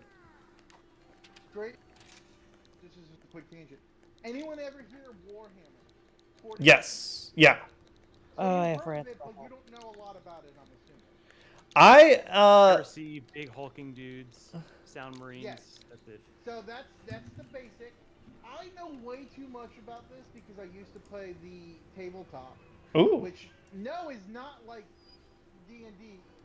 It's a lot more expensive. A lot more expensive. Yeah. You have so much fucking lore. You have so much fucking little bullshit, and it's like playing D&D on crack. Okay, take D&D and do the exact opposite of what Cameron was just saying, and fucking just give them 1,000 rule pages. When's the last time anyone here has played a tabletop where you need a ruler? Yeah. Never. Guys, That- I'm gonna head out. Gonna grab some coffee. So. don't Oh, get yeah. sun. Thanks for hunting with us, Hugo. Have a good Yeah. night. Yeah, thank you so much. You too. Take care. Did you say you're gonna get coffee? Yeah. Isn't it like 10:30? You got to stay up late. It is, but yeah, I gotta do some. All right. Stuff. All right. Have fun. Thank you guys. Take care. See ya. Come back Bye. anytime. Yeah, it's crazy. So this is going to real quick. This is going to significantly downplay that initial what the fuck am I doing? Ooh, And it's going to Espinos. Go to the point and just say, hey, you want to do this? Cool. This is how you do this. Hey, you want to do that? That's cool. Here are some classes that do that. Hey, here's a spell list. You can just imagine you show someone who doesn't know D&D a bard spell list. Or the spell list currently with all the schools. No one knows what the hell. Or like how Invocation, illusion. or how spells progress compared to character level. That still confuses me. Exactly, and you've been playing for how long? Yeah, 4 or 5 years. So imagine we take that out and we say, hey, this is a lot simpler. It's a lot easier. It's better for you, for me, for everyone involved, because it's going to be streamlined this entire process. We're going to have a list, and you know what? There's bard spells on this list, and this is the list of spells you can choose. Not this entire encyclopedia of spells. Hey, this is what this does. You know? The Yeah. fact that you can truly... They are taking D&D seriously for new players, and it's a good thing. Because I have a feeling a D&D is going to explode again like it did when it first came out, and there were people... Kind of like Pokemon in the 90s. Pokemon's strong now, but it's nothing compared to the 90s, where everything was Pokemon. You know... It's going to be like that, and if the game's too complicated, it won't succeed. That's another great thing about Pokemon. It's not that difficult to understand. Most people can understand, put monster in ball, fight it with other monsters, catch that monster in that ball, fight other people with stronger monsters. That's basically the core concept of Pokemon, in a nutshell. So, that's what D&D is trying to do. They are trying to whittle what doesn't need to be complicated and what does need. They are making lists. They're saying, hey, this is all you need to know. Figure the rest out by yourself. Yeah. Yeah, so good thoughts on D&D 1, I think, all around. Osprey, what were you going to say? Yeah, go ahead. I was going to mention Warhammer 40k is not unusual as far as tabletop wargaming goes. The simplest tabletop wargaming system I'm aware of, and bear in mind I haven't played very many, that's more Atomic Fox's knowledge, is X-Wing. and that one's pretty fun. But yeah, pretty much all of them you're gonna have to use rulers. It definitely has a higher initial investment, and I think I have rants about Warhammer 40K that I'm not gonna get into, but yeah. We'll go on them later. I'll go on with you because Jesus. Alright, I am done talking. My voice is going to get hoarse at this point. Please, someone else take over. I think that, well, it sucks for you because I think the next thing was something I wanted to talk with you about. I'll do most of the talking. So all four of us are familiar with Magic the Gathering. We've all played it at different points in time. Son of a bitch. How familiar is everyone with what the 30th anniversary celebration has been for Magic? Tom, have you been following the news? I have not, no. I know way too much. So, Okay, yeah, Osprey, so, how familiar are you? please go ahead. I don't know. So my experience with Magic the Gathering has been a little bit of dabbling here and there. And I looked into it a little bit because I wanted to play some of the Strixhaven stuff.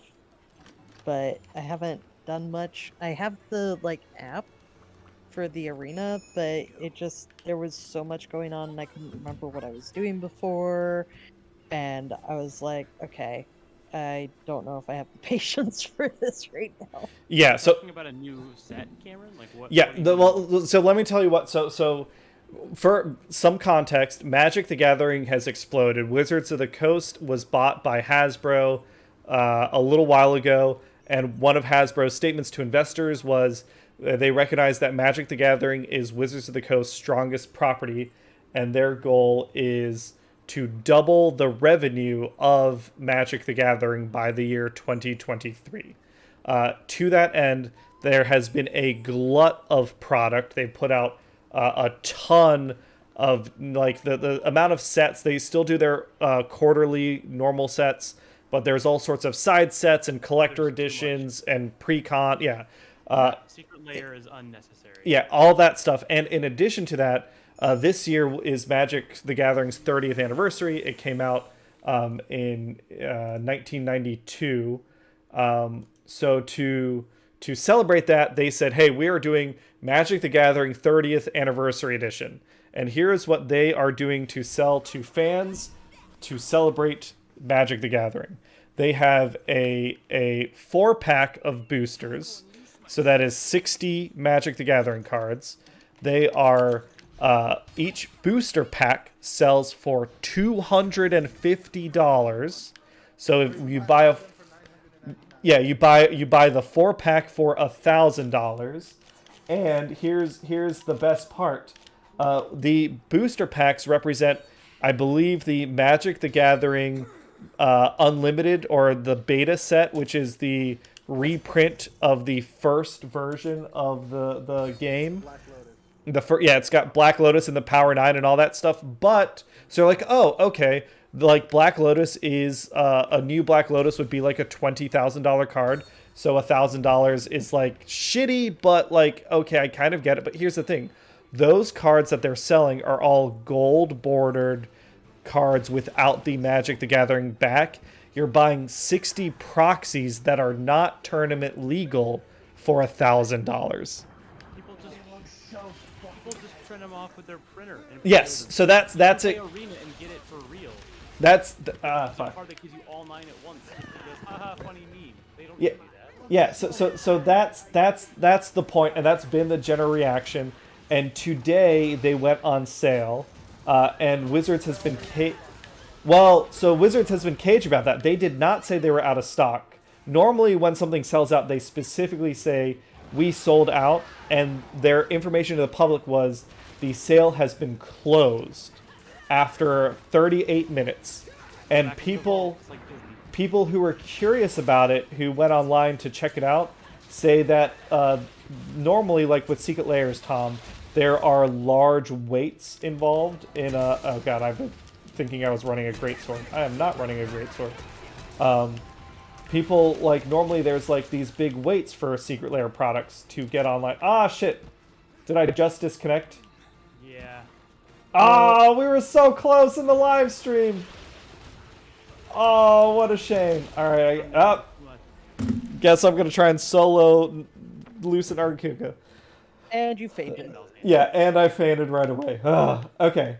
I guess whatever happens, this will be our last hunt of the night. We almost made it. I was pretty confident because on Thursday's stream I didn't have any connection issues. Yeah, Yeah. I'd say you did pretty good for most of tonight. But we like what people have been talking about is they actually failed to sell it, and the reason they pulled it from a marketing perspective is they want to be able to do more of these like non-legal card sets for this extreme price. So when they saw that they weren't getting the sales number they need, they pulled it and they're going to try and redistribute it somewhere else. But in addition to all that's been going on, from an investment perspective, like the hedge funds and companies that grade and rank stocks, they moved Hasbro from a hold rating to a sell rating, which is essentially don't buy this stock, sell it now while you have value in it in the short term. It's not saying that the company's going to go under or anything. It's, that's fate number 2. This is not going to go well. The Hasbro is at a sell rating, and the companies that were rating it, a big reason that they said that they did that is because they think that the Wizards of the Coast and Hasbro are not managing the Magic the Gathering franchise and brand very well. Clearly I could have not. fucking told you that. Yeah.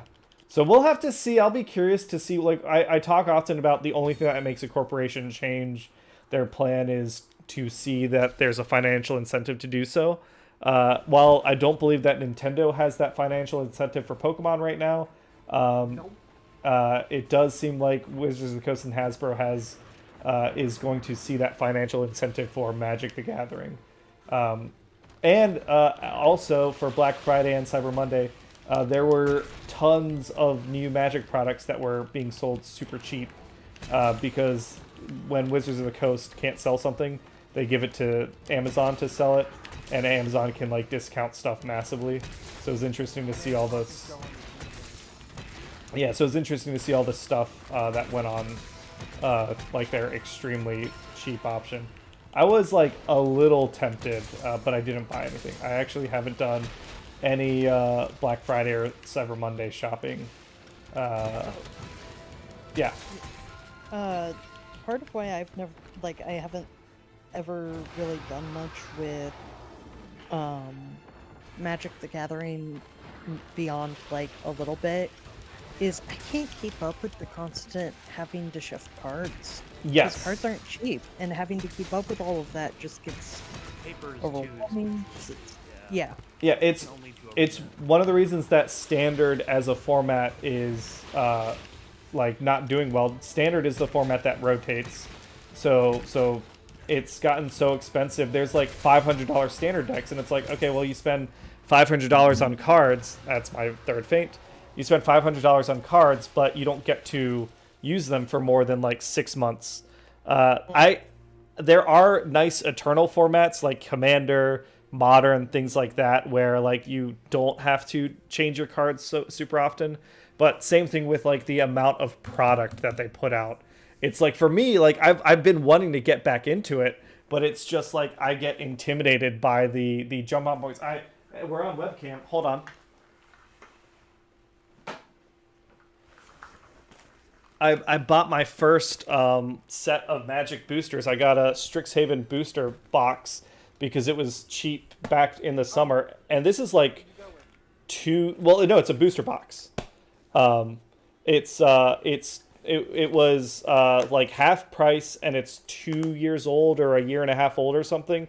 And it's like, I don't care about like keeping up with the latest product. I see a set that interests me, and I want to like play and draft that set.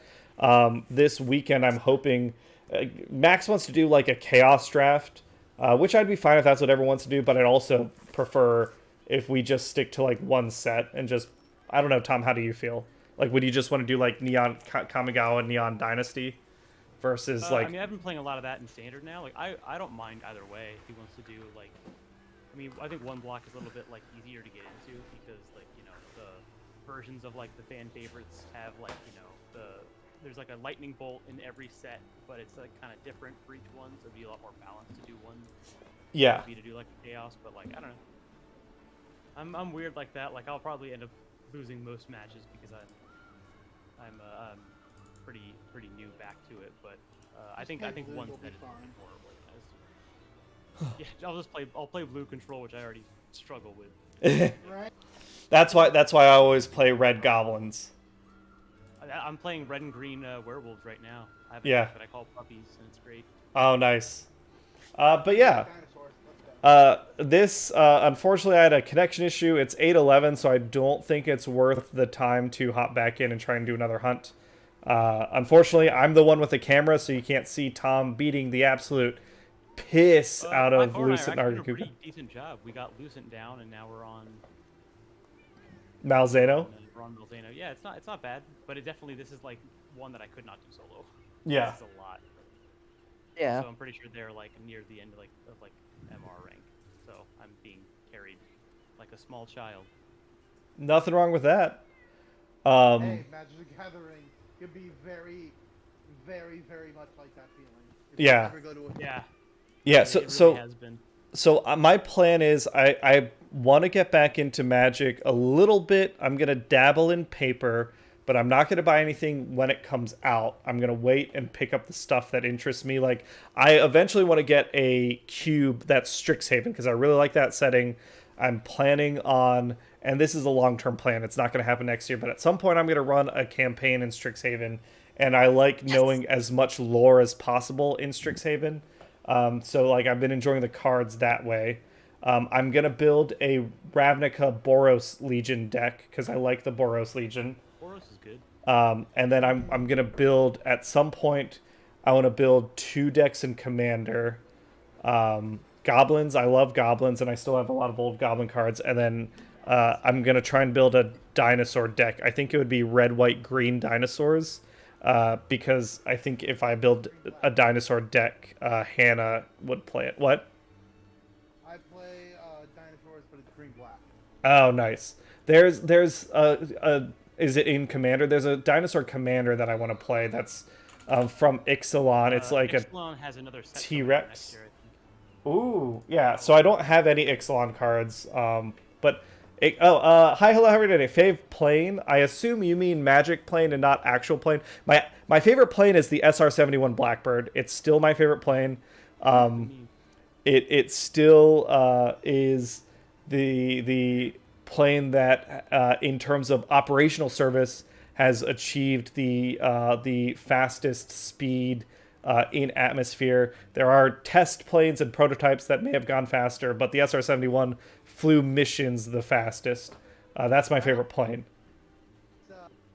Something saying if you didn't know about the SR-71, but because it goes so fast, it actually is like put together loosely. And Yes.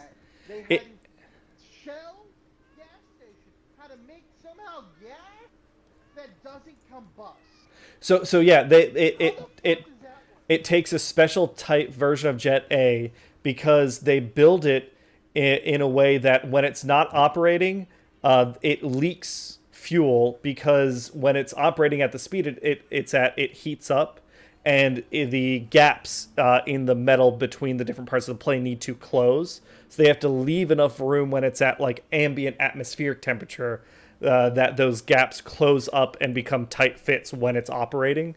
So yeah, they developed a special version of jet fuel A that it's not that it doesn't combust.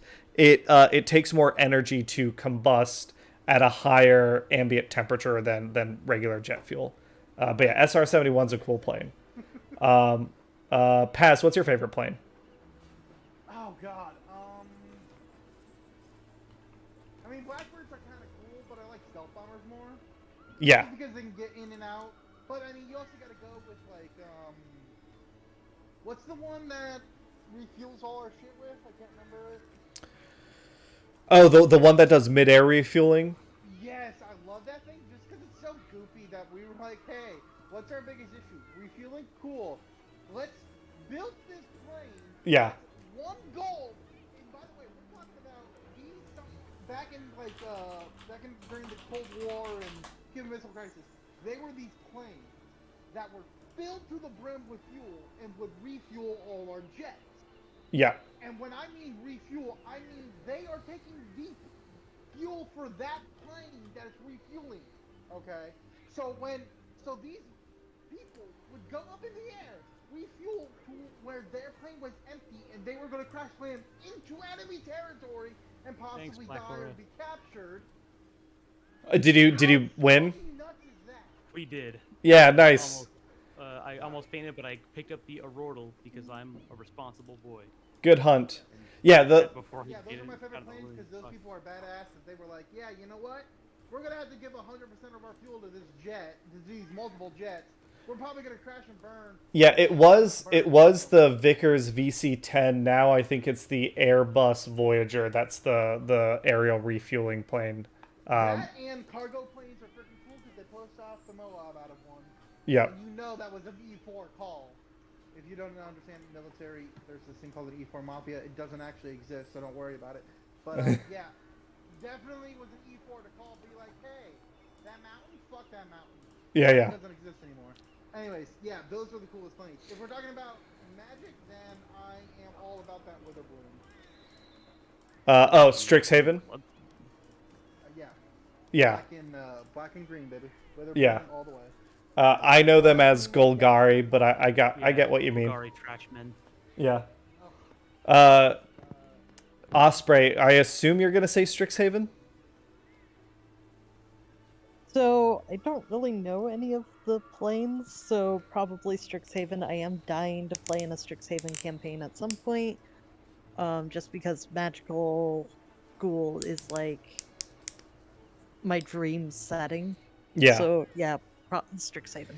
I think I'd be running a Strixhaven homebrew based off of one of the. So I read some fiction, like the official Strixhaven fiction, and there's this Lorehold student that discovers an ancient Loxodon city.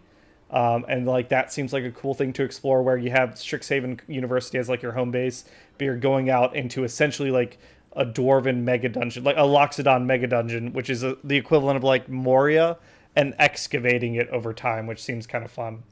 Tom, what about you? Say that again. Can we pick the college that we join? In Strixhaven, yeah, you'd pick the college.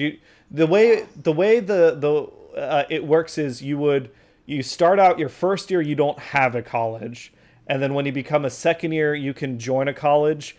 You can also, what I really enjoy about Strixhaven versus like other wizarding schools is they treat them like colleges. They're not like houses. So you can join multiple. There's students that join like multiple colleges because it's like, well, I'm going to double major. So like, yeah, it's twice as much work, but I want to join 2 colleges. So you can do that sort of stuff, which is fun. You can join Lorehold and, Silverquill. Yeah. And then it's like, okay, well, you're red, white, black kind of thing. Yeah. Tom, what about what's your favorite plane? And then I think we'll call it a night. Yeah, so the one I like the most as a kid, for as much as I don't care for a lot of like traditional like Japanese stuff in fiction, just because it's so overdone by like old toxic beat culture. I really do like old and new Kamigawa. I think they do the like Japanese mythos stuff like pretty well. I don't know how well it translates to the real world stuff, but I'm also a big cyberpunk fan. So like as soon as I saw that, I was like, oh, this is listen, I'm about to go full cringe. I love that shit. It's great. Yeah. But actually, what I would say besides that one is Boom Headshot. Ravnica is probably my favorite because it's the one that's been the best like described to me. I love the like planet, the whole planet that's a city is a really cool look. Yes. I haven't played the what's the Egyptian equivalent? Amonkhet, I think. Yeah, I never really played. So I played the beginning of Magic up until I don't remember, Lorwyn is maybe when I bounced out. So I missed a lot of the new planes. I think Amonkhet is right. Yeah. So Kamigawa / Ravnica are probably my favorites, but there's so many new ones out there that like, I don't know. There's a lot of like Phyrexian stuff. Yeah, Cheryl, Theros. Theros I know because of the D&D book, and Theros is based off of Greece. So like, if I'm naming planes off the top of my head and just like their general vibe, Lorwyn I think is like where they introduce tribal, so everyone is like super racially segregated, but also you're like species aren't the traditional color. So I think in Lorwyn, like goblins aren't red, they're like green, and like merfolk are black for some reason, and like Because they all die. elves are red now, and something like whatever. So I know Lorwyn. I know the big one, Dominaria. I like read almost all the Dominaria fiction. The only other booster box I have is a Return to Dominaria booster box that I need to draft with at some point, because I love Dominaria. I was super excited about Dominaria United until they said that Phyrexia is coming back, and I just don't give a shit about Phyrexia anymore. It's I like one of the Phyrexian creatures. I don't care about the lore. it's yeah. Metamorph is one of my favorites. Maybe the lore is interesting because it's like a post Yawgmoth Phyrexia. Maybe that's cool, but it just feels to me like Daleks, where it's like the Doctor has to fight Daleks because that's the brand. Like guy. Exactly, and I didn't know that at the time. Like back when my friend used to run a Phyrexian Metamorph deck, where literally he just like played a mirror. You just copy whatever you had. Yeah. Disrupt your whole shit. But like lore wise, yeah, now they just like feel like, oh, the Daleks are coming back. I'm like, okay, well that doesn't mean it's as cool. And that's where like I fell off, but the idea of like when they did post the Phyrexian invasion, and they were like, we're gonna have a new big bad, and guess what? It's Nicole Bolas, who's kind of been in the background the whole time, and you know him and you love to hate him, huh? Come on, who doesn't love fucking Nicole Bolas? But that's what I'm saying is I really like that they were like, here is a new villain, and it sucks that they wound things like they're going back to Phyrexia. I hope we can move past Phyrexia at some point. There's the you play werewolves, Tom. There's the werewolf and vampire world, the Twilight world. Yeah, Innistrad. I like Innistrad. I've drafted the most in Innistrad. I will say this: Innistrad is by far the sexiest plane. You got a bunch of hairy men and very beautiful men all up in Innistrad. Vampire's pretty cool. Yeah, they're hot. I'm gonna say it. I know that like Twilight like kind of dipped on vampire reputation, but they're hot. There is. Come on, look at Strahd. Yeah. I will literally, if I run Curse of Strahd and roll 20 and I need like vampire tokens, I'm just gonna go steal them from Innistrad cards. that's what I did. Oh, that's fun. Osprey, when we were playing and you were fighting the progenitor werewolf on Sunday, that was an Innistrad card. All three of her forms were Innistrad, where it was just like different faces of. I forget who the character is. Tom, you might know. There's a werewolf planeswalker. Yes. Yeah, Arlen is one, I think. I don't know many of them. Her art is what I used for my bad guy werewolf on Sunday's D&D game. Oh, I see. Yeah, her like werewolf form. Because it's like, oh, I need a token that can transform. That's easy. Let me just take this art. Ixalan is a plane. I never played in it, but I'm super curious about it because it's dinosaurs and pirates. I'm just kind of rambling now. Mirrodin was cool. Planeswalker, which is probably, I think, their smartest fucking release ever. Let's be honest. What's better than anything you can really imagine? And they're like, yeah, there's a Planeswalker over there, and he's probably doing stuff in the shadows, and who the fuck knows what he's doing next, but it's probably really cool, and we won't talk to him about till this new set and everything. So, there's a freaking Planeswalker for pretty much everything. Yes. There's a goddamn werewolf one. There's what's his freaking name? It's the dude that's bald head. Teferi, white blue. No. Yes, he's white blue. Teferi, the black guy. Yes. Oh yeah, his thing is stupid broken right now. Yeah. Love him. I love the character. I love Teferi from the fiction, but I've heard that people hate his card, the newest card. The burn. His character. Yeah. So he's badass and he's fun. Yeah. I'm gonna actually hop off. Oh yeah, we're gonna Sandwich call this a because- stream. Yeah. Yeah. We're just listing Magic the Gathering stuff. So the point is this: as much as we love to talk about it, don't buy the new series. All right, bye everyone. Have a great day. Uh, Bye.